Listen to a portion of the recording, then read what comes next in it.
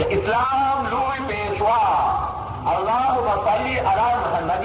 وعلى آل محمد بعدد رحمتك يا رب العالمين. ما ديرو درنو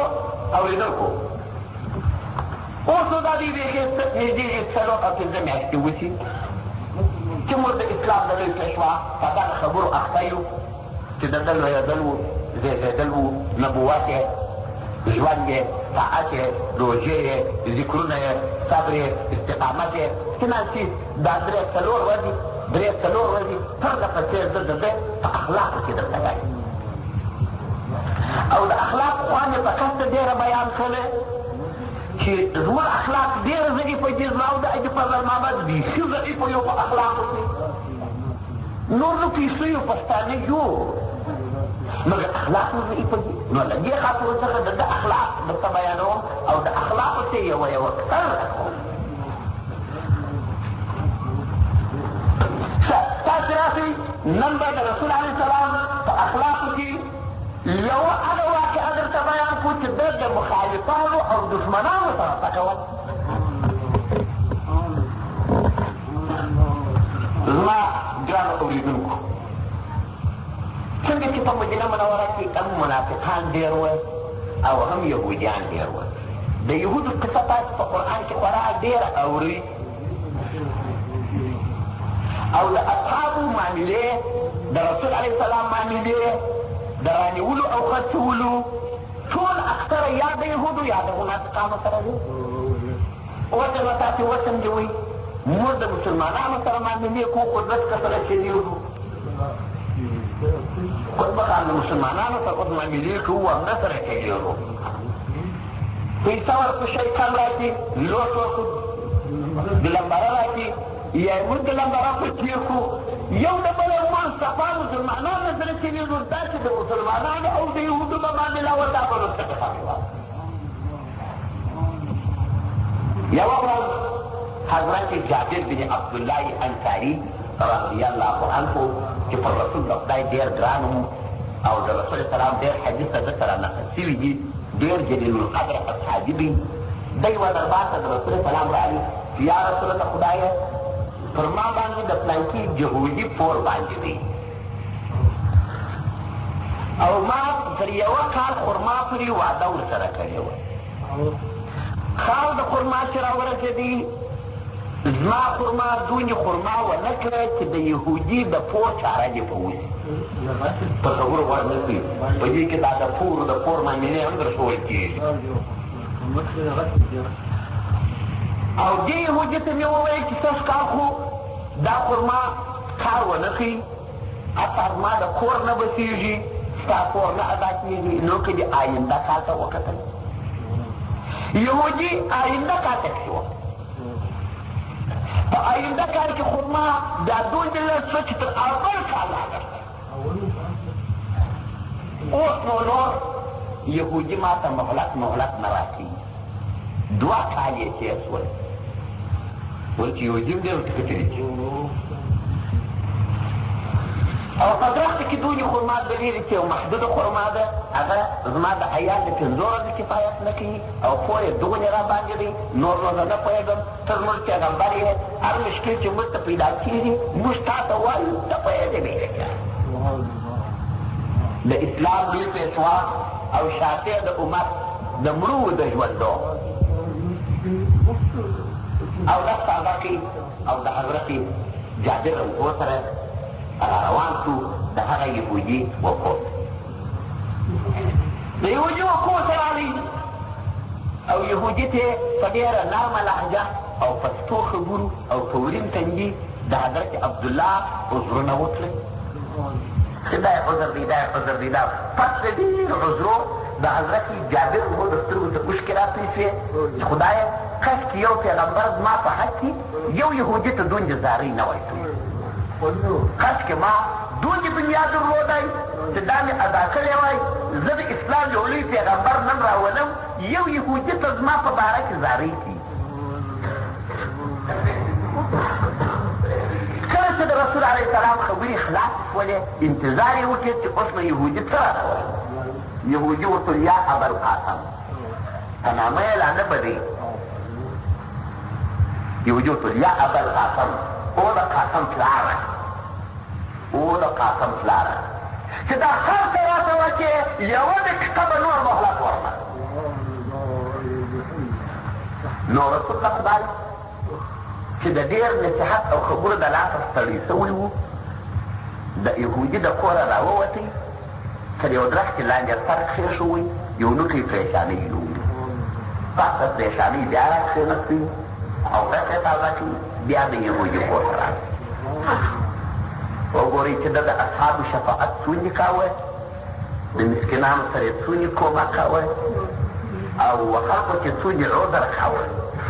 بیا یهودي ته کښېنستی، خبرې وکړې چې دا ثواب دی، دا دی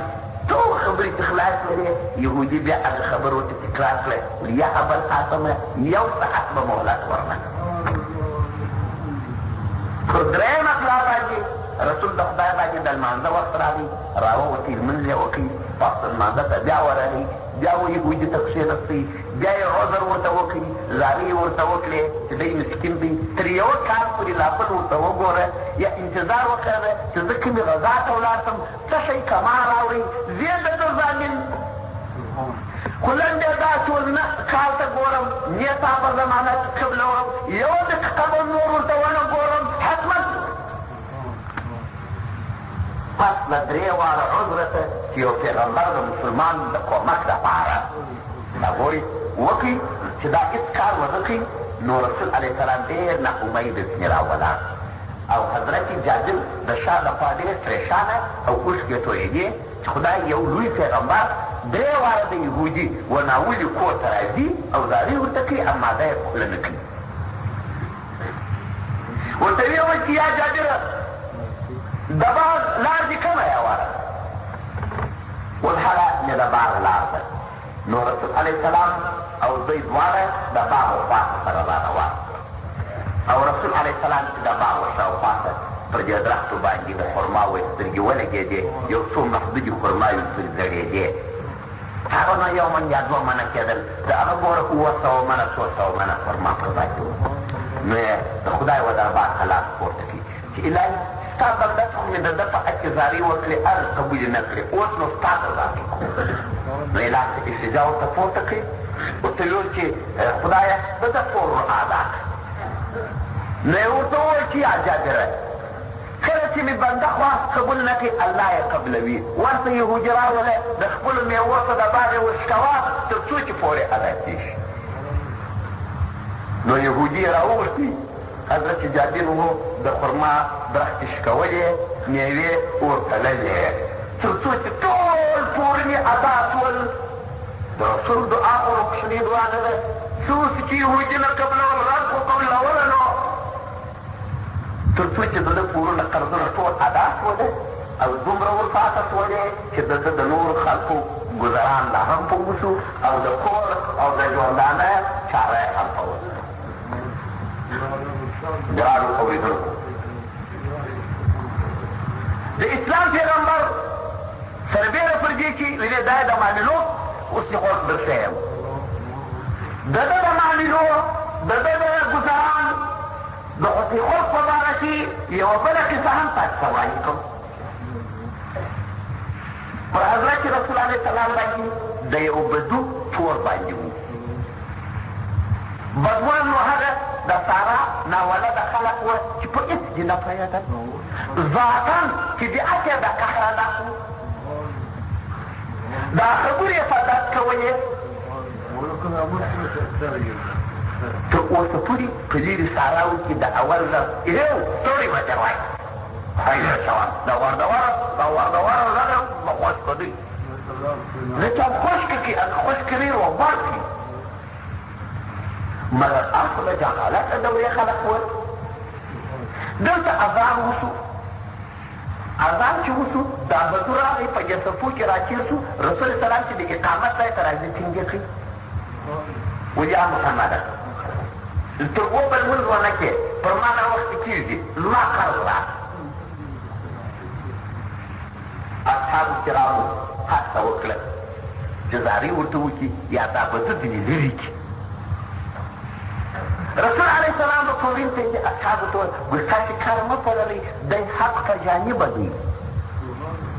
رسول سلام به چې اصحابو ته ویل دا د ده معامله وه ول دی حق ته جانبه دی کار مه پلوئ. لنډ یې دا چې داسې مجبوره کړي ول الله اکبر به راسه ونه کړې چې پور مې رانه کړي. ده به ورته خو ته دلته راته کښېنه زه به دا لمونځ وکړم 4 رکعته یا 2 رکعته دی بیا هسې چې مې بیا یې هغه پور به چې در ادا کړم یو چاره به چې در وکړم داسې نه چې نه در کوم زما نفې مې پرېږده وایي یا باور نه در باندې خبر. وبالاخره رسول علیه السلام مبارک وویل چې ولاړ ته د پلانکۍ انصاریې و کور دی.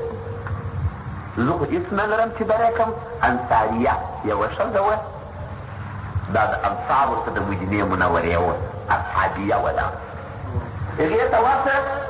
چې زما پور در ادا کړي. دی هغې ته واستاو د یو نښانیه سره هغې بیبي خدای دې پر دې د رحمت دروازې خلاصې کړي د هغه به ده پور یې داسې ور ادا کړي چې هغه څه شی چې رسول سلام ته ورکړي وو تر هغې علاوه اضافه ورکړي او ډېر یې ورکړي.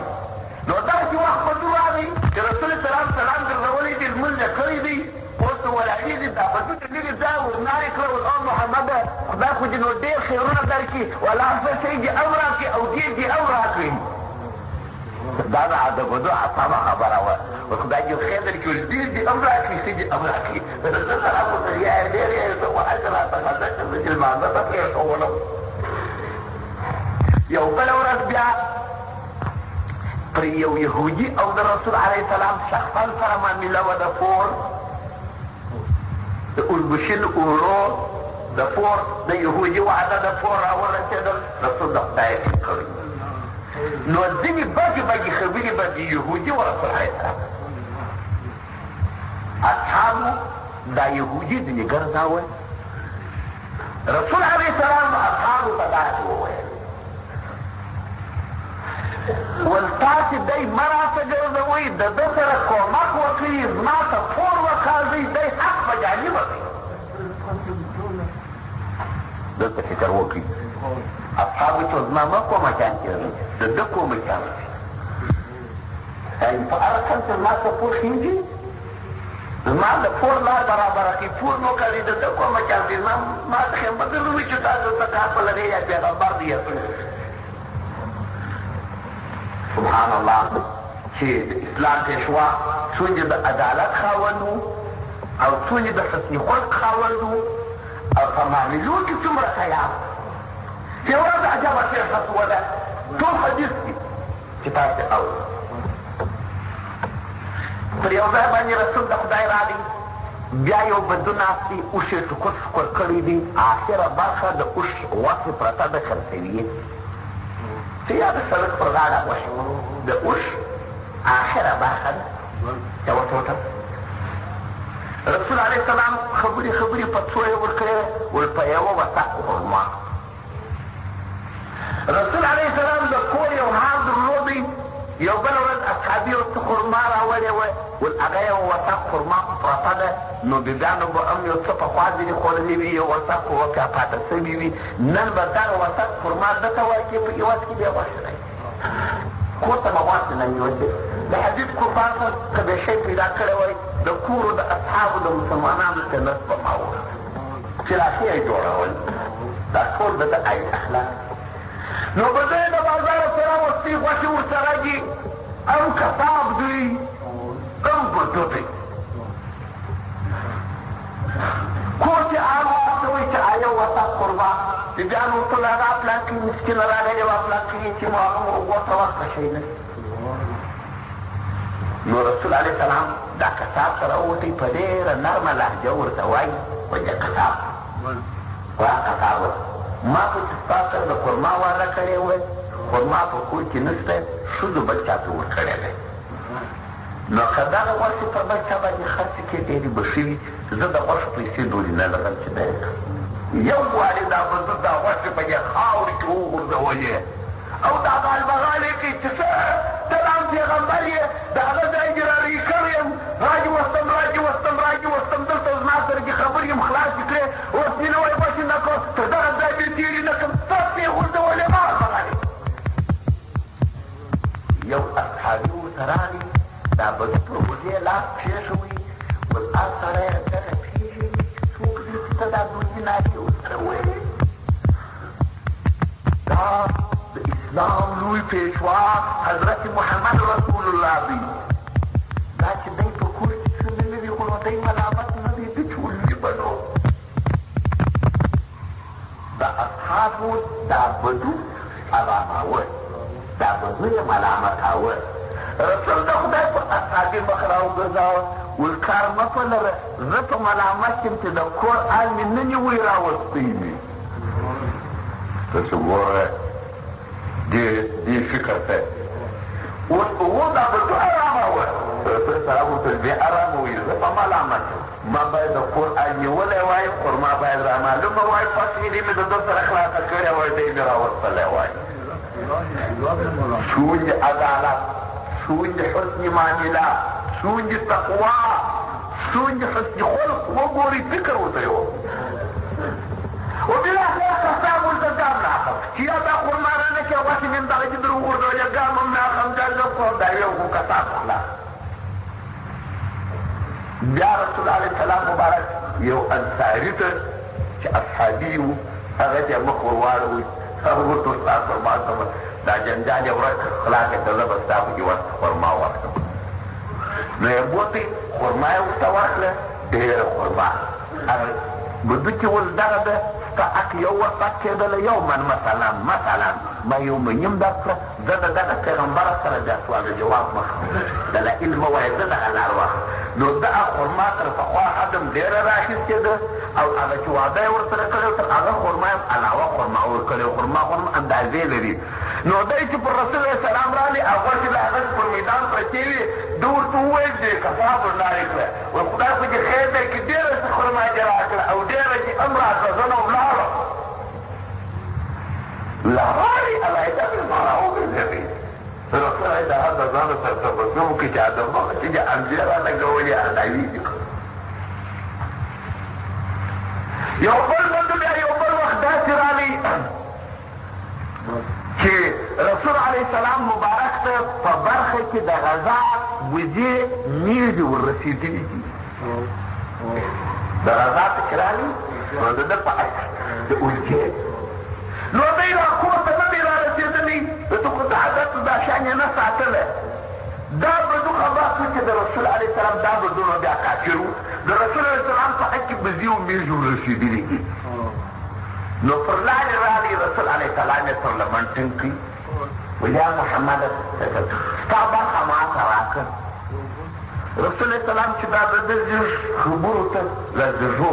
او ټینګې نیولې دي او په درد ورسره ګرځې ورته ویې کتل ول زه هغه زما حق د بزو او د میږو چې هر څه کېږي هغه یې ټوله نو ده چې دا بسته رمه د بزو را روانه کړه دې بدو ته دې اوله خبره دا ته بیا د حبیب سخا ته هم متوجه شئ دا یې را روانه کړه نو تر شاید چې ورغږ کړلی دا بدو ویل یاره عجب پیغمبر یې ته ودول زه کورو کلي ته ورشم ورته ووایم چې ګرده راشي مسلمانان دا په خپله نه مسلمان کېدي ورته وس زه کورو کلي عجب پیغمبر یې ول د هر څوک چې دې سین چې هر شی درته ووایي ورکوې ورته ونه زه کلي ته ورواړه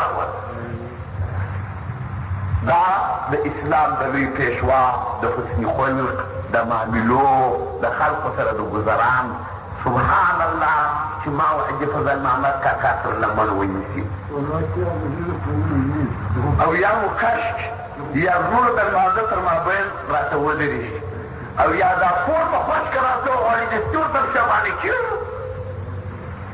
هر چا چې په خوشکه دې غوښتي دی هغه ورته کله دې راکړي نه راکړي دا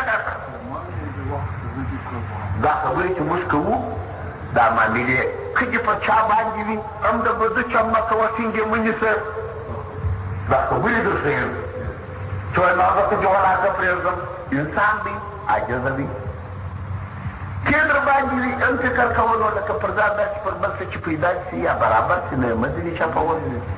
او په عین حال کې د خپل د پیغمبر اخلاقو ته وګورئ زموږ پیغمبر چې سردار د عالمیان و او په زرګونو اصحاب یې درلوده د زور د وهلو د ټکولو د شړلو د پرې وهلو ته یې کار نه دی اخیستی